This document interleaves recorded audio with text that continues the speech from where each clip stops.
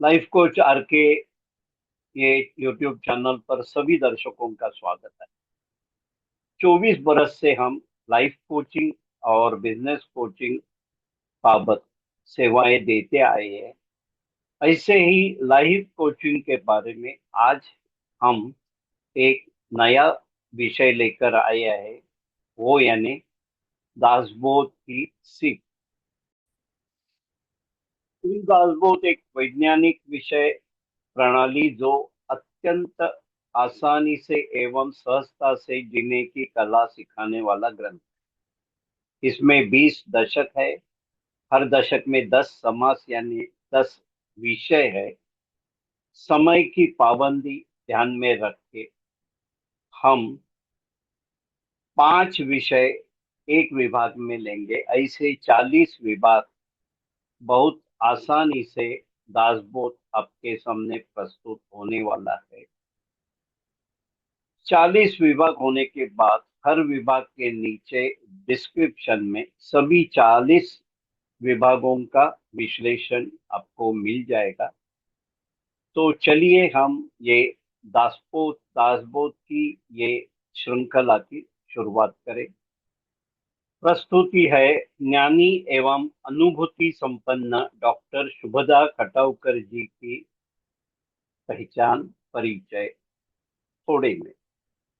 Doctor Shubhada Khatavkar माजी प्रधानाध्यापिका, MA, BEd, PhD.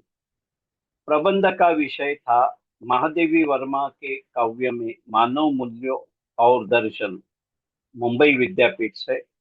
Samarth Ramdas विद्यापीठ की 6 परीक्षाएं प्रथम और विशेष श्रेणी में उत्तीर्ण है।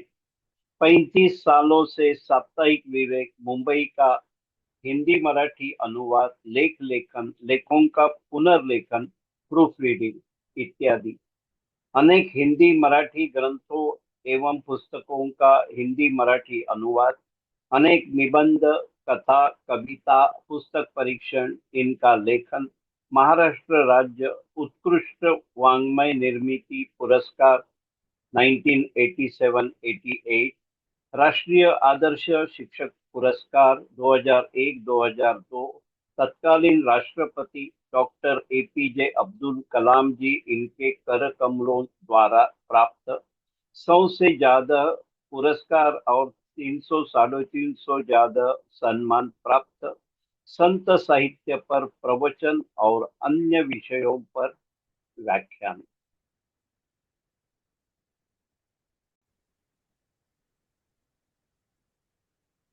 सम्माननीय डॉक्टर शुभदा जी खटाव, सरल सुलभ दासबोध की सीख ये श्रृंखला में आपका फिर से स्वागत है। सभी दर्शकों के लिए हम आज का विषय समझ के लेंगे।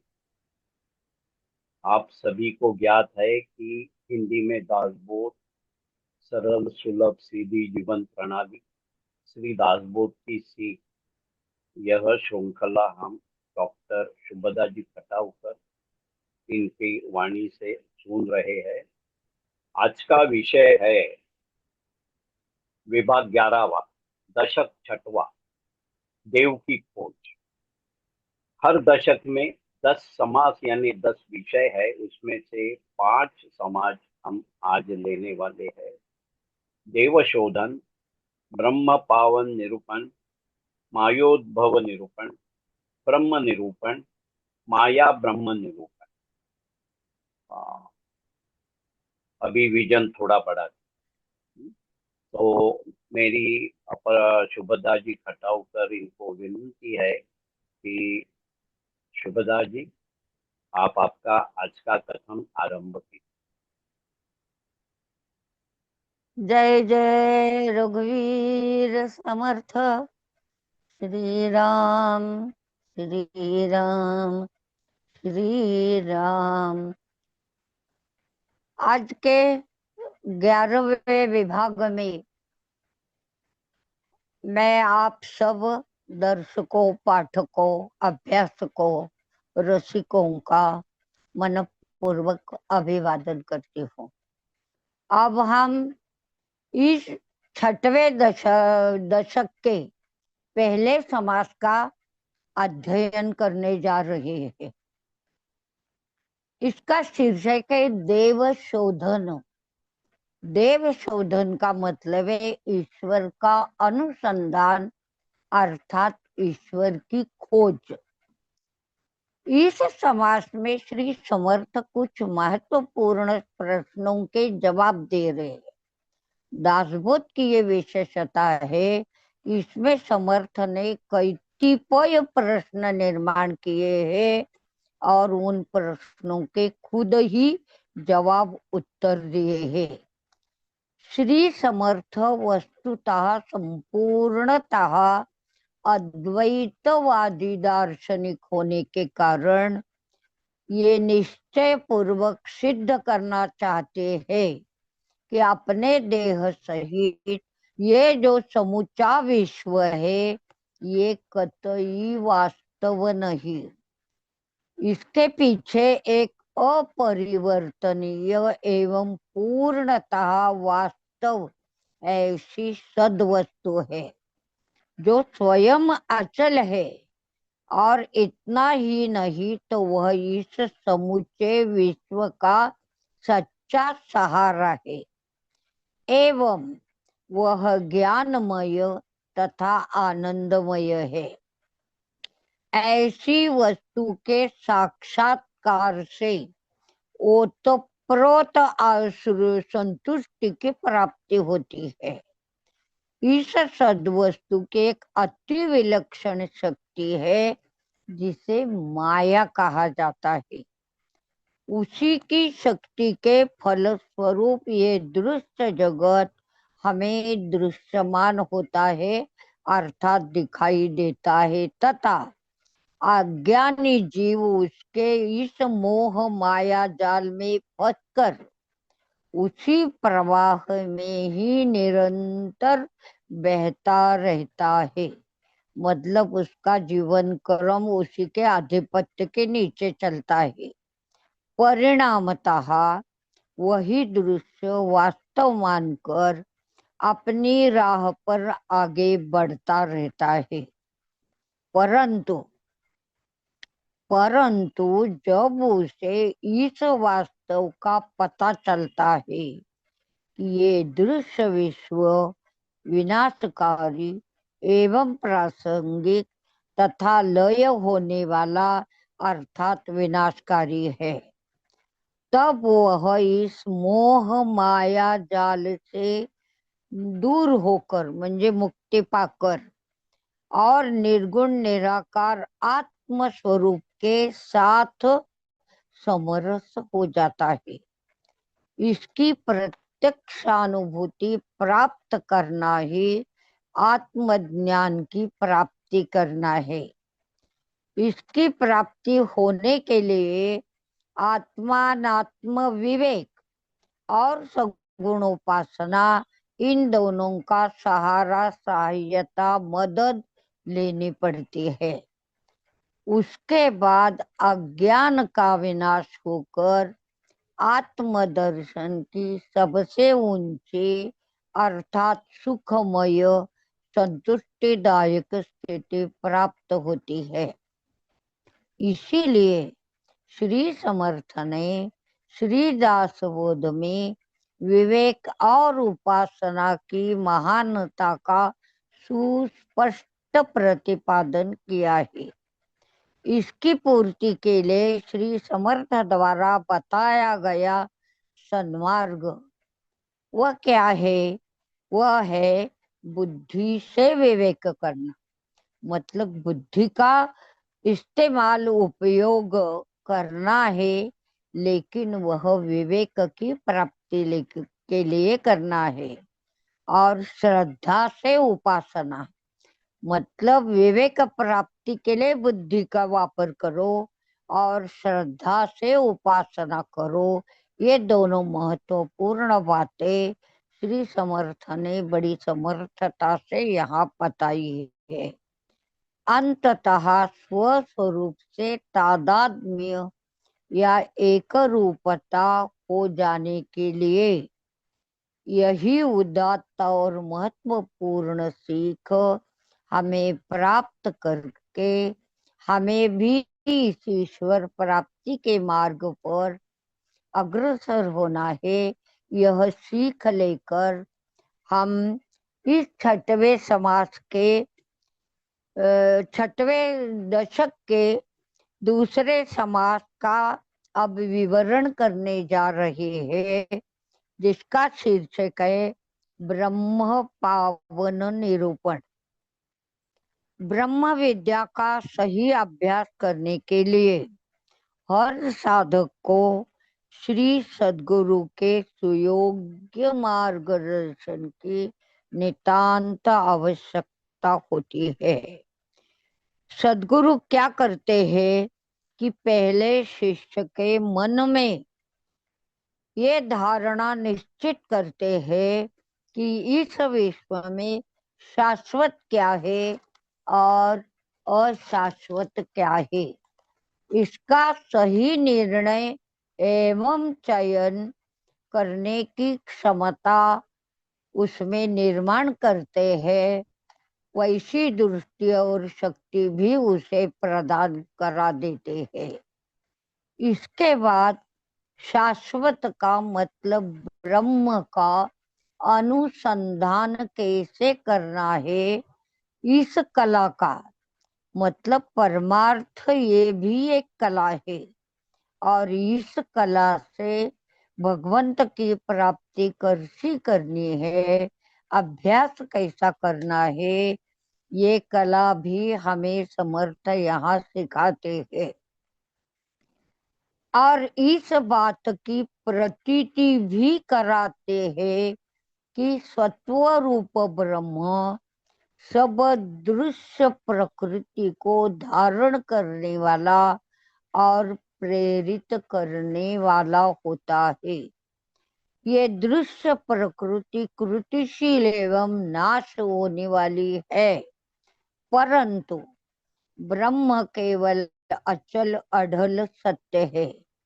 इंद्रियों के इंद्रजालमय अज्ञान से जन्मे मोह जालों एवं भ्रमों का निराश करके अचल अढल ब्रह्म को कैसे देखे, इसका ज्ञान भी सद्गुरु हमें सिखाते हैं।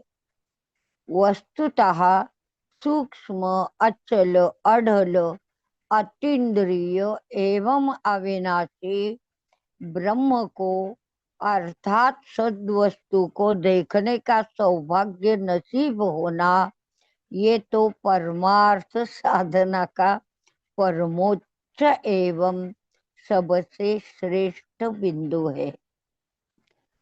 जो सद्वस्तु समूचे विश्व में व्याप्त होकर भी बच जाती है, वही अपने अंतःकरण में भी निवास करती है।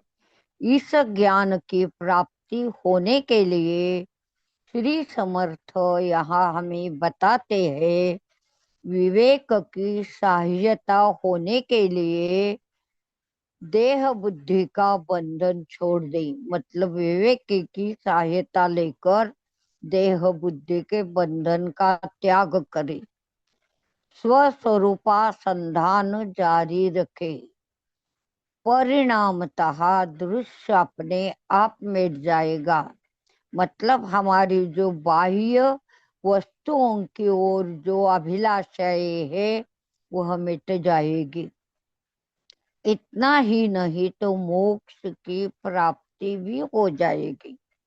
इसके बाद देह को प्रारब्ध पर सौंप कर स्वानंद में जीवन यापन करना, ये हमारा कर्तव्य बचता है। परंतु इस सौभाग्य की प्राप्ति होने के लिए इस समाज का बहुत गहरा एवं श्रद्धा पूर्ण भाव से अध्ययन करना नितांत जरूरी है। तब हमें मोक्ष की प्राप्ति हो जाएगी। ये बहुत बड़ी सीख हमारे लिए अत्यंत उपयुक्त है, महत्वपूर्ण है। इसका हम ख्याल रखकर इस समाज से आगे बढ़कर छठवें समास के 6वें दशक के तीसरे समास की ओर अध्ययन करने के लिए आगे बढ़ रहे हैं। इस तीसरे समास का शीर्षक है वायोद्भव निरूपण। श्री समर्थ ने पिछले समास की विषय वस्तु की पुनरावृत्ति इस समास में बड़े हेतुपूर्वक दृष्टि से की है। ईश्वर का स्वरूप और दृश्य जगत, इनका स्वरूप पूर्णतः पूरी दृष्टि से परस्पर विरोधी है। परमात्मा अर्थात ईश्वरी स्वरूप बहुत व्यापक, सूक्ष्म एवं शाश्वत तत्व है, तो इसके विरोधी दृश्य स्वरूप बहुत सीमित, स्थूल और अशाश्वत है। ऐसा होने पर भी, मतलब वस्तु स्थिति ऐसी है, फिर भी उसका निर्माण एवं विनाश, ये दोनों बातें ईश्वर के अधीन ही है। माया की करतूत से इस दृश्य विश्वपट हमें दिखाई देता है, अर्थात रूपायित होता है। ईश्वर केवल चैतन्य स्वरूपी होता है, तो दृश्य जगत पर पंच महाभूतों का अधिकार एवं कब्जा रहता है। ईश्वर केवल निर्गुण होकर दृश्य जगत तो सगुण निर्गुण का मिलन है। हमारा देह भी पंच महाभूतों के सम्मिलन से बना एक सैद्धांतिक, वो कहते हैं समर्थ, ये मानो एक सैद्धांतिक वैज्ञानिक गठरी है। इस ज्ञान की प्राप्ति से देह बुद्धि का विनाश होकर केवल शुद्ध एवं सात्विक स्वरूप बाकी रह जाता है, मतलब बचता है। वही मैं हूँ, मतलब जो शुद्ध सात्विक रूप बचा है, वह मैं खुद हूँ। ये आत्मज्ञान प्राप्ति एवं शुद्ध संतुष्टि की प्राप्ति प्राप्त कराने के लिए, इस स्थिति तक पहुँचने के लिए इस समास के शुद्ध निर्भेल मनपूर्वक गहरे दिल से अध्ययन की जरूरी है। तब हमें आत्मज्ञान की प्राप्ति हो सकती है। यह सीख विनम्रता से लेकर हम दशक 6वें के चौथे समास की ओर मुड़ते हैं। इस चौथे समास का शीर्षक है ब्रह्म का निरूपण, मतलब ब्रह्म के बारे में जानकारी। मनुष्य और परमात्मा, इनके बीच में होने वाला फर्क तथा अंतर देखते समय ये बात ध्यान में आती है कि मनुष्य एक जीव होकर वह अल्प अंतवंत, मतलब जिसका अंत है, परिमित है, परंतु परमात्मा इसके विरोधी अनंत, सर्वसाक्षी, सर्वव्यापक, असीम है। ऐसे हालातों में अल्प जीव परमात्मा की प्राप्ति करने भी असहाय एवं असमर्थ है। वैसे तो काल की सीमा अगणित अर्थात अनंत असीम है, अतः इस धरातल पर मनुष्य जीवन की हस्ती मानो एक सपने जैसी है। ईश्वर का अस्तित्व काल के ही पार होने से उसकी ज्ञान प्राप्ति साध्य होने के लिए निरंतर कोशिशें करते रहना, उस ज्ञान की प्राप्त करा लेना, और जो ऐसी क्रिया करता है वह पुरुष सच्चा एवं महान पुरुष अर्थात सिद्ध पुरुष उसे श्री समर्थ कहते हैं। ऐसी सिद्धता, श्रेष्ठता एवं महानता हर एक के देह और मन में अवतीर्ण एवं व्याप्त हो जाए, ये समर्थ का सुंदर सपना, आदर्श सपना है। इसलिए हमें हर एक को चाहिए कि हम इस समास का तहे दिल से अध्ययन, मनन, चिंतन करें और अंततः ऐसा ही श्रेयानंद प्राप्त करें। यह इस समास की सीख लेकर 10वें छठक के आज के समारोह के 5वें समास की ओर हम मुड़ते हैं। 5वां समास जो है उसका शीर्षक है माया ब्रह्म का निरूपण। श्री समर्थ ने इस समास में माया और ब्रह्म, इनका परस्पर संबंध, माया शब्द की व्युत्पत्ति, उसकी परिभाषा और वेदांत में वह कैसे प्रवेशित हुई, इन सब बातों का सविस्तृत एवं विवरणात्मक विवेचन किया है। अद्वैत दार्शनिकों के समान श्री समर्थ कहते हैं कि इस जगत का मूल तत्व एक ही आत्मा है, उसके स्वरूप में अनेकत्व नहीं।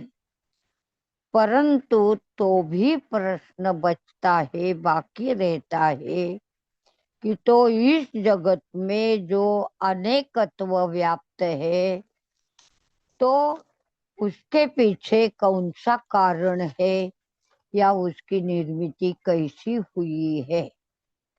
यह प्रश्न आत्मज्ञानी पुरुष के मन में निर्माण नहीं होता, क्योंकि उसे आत्मज्ञान प्राप्त हुआ है। इसका अर्थ है कि उसका मन शंकाओं से निशंक होकर दूर है। कारण यह कि उसकी विचार शक्ति को केवल मालूम है कि एक ही आत्म स्वरूप होता है, अन्य दूसरा कोई नहीं। अतः आत्मज्ञान का जिनमें अभाव होता है, अर्थात हम में, तो हमारे मन में ये प्रश्न उठ खड़ा होता है। इसका मूल कारण यह है कि हम भेद बुद्धि से अर्थात द्वैत भावना से जीवन जीते रहते हैं। हमारे दिलों पर माया का अधिराज्य, वर्चस्व, कब्जा चलता रहता है। आत्मज्ञानी पुरुष को परमात्मा वस्तु जैसी है वैसी ही दिखती एवं अनुभूत होती है। उसे ऐसा लगता है कि ये दृश्य जगत तो परमात्मा की स्वानंद लीला है। ज्ञानमय ब्रह्म और अज्ञान से परिपूर्ण माया, इनके जो परस्पर विरोधी लक्षण, इनकी श्री समर्थ ने यहाँ जिस प्रकार से अभिव्यक्ति की है, वे अन्यत्र कहीं भी उपलब्ध या दृष्टव्य या प्राप्त नहीं है। इस अभिव्यक्ति में श्री समर्थ ने उपनिषदों का मानो निचोड़ मिला दिया है। श्री समर्थ की दृष्टि से अत्यंतिक महत्वपूर्ण होने वाला ये समास, मतलब लिखने वाले की दृष्टि से भी ये महत्वपूर्ण है, और हम पढ़ने अभ्यास करने वाले पाठकों की दृष्टि से भी इस समास का अत्यंतिक महत्व है। अतः हम ज्ञानी श्रोते अभ्यासक बनकर तहे दिल से इस समास का अध्ययन, पठन मनन चिंतन करे, यह बात श्री समर्थ को अपेक्षित है। अतः यह दृष्टि लेकर आज के इस विवेचन का हम यहाँ समापन करते हैं। आप सबको बहुत बहुत धन्यवाद और अंत में श्री राम जी की जय जयकार। जय जय रघुवीर समर्थ। श्री राम श्री राम श्री राम।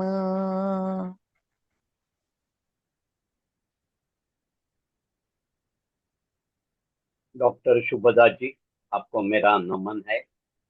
आपका दासबोध ग्रंथ का अखंड ज्ञान और उसे संक्षिप्त करके हम सब तक पहुंचाने का ये प्रयास बहुमूल्य है। हम सभी आपके बहुत आभारी है।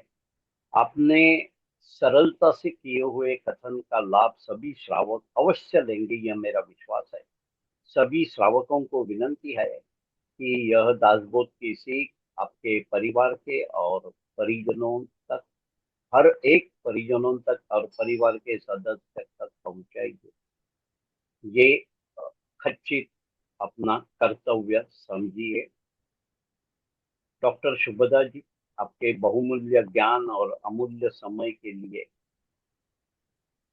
मैं आपका बहुत आभारी हूँ। और वैसे ही सभी श्रावक दर्शकों के लिए भी मैं आभारी हूँ। आज के ये श्रृंखला में हम यहाँ रुकते हैं।